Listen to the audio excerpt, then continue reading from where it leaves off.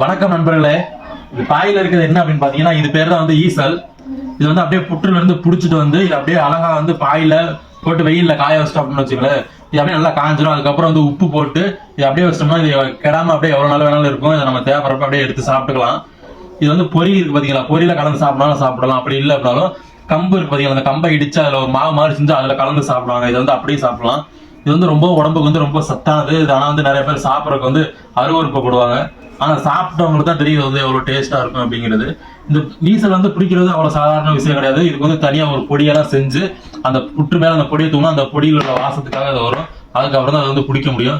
அந்த பொடி வேணும் அப்படின்னா எனக்கு வந்து கீழே மறக்காம கமெண்ட் பாக்ஸ்ல கமெண்ட் பண்ணுங்க. 100 கிராம் பொடி வந்து 200 ரூபாய்க்கு நான் சேல் பண்றேன்.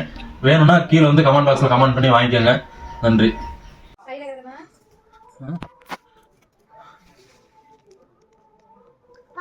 சரி.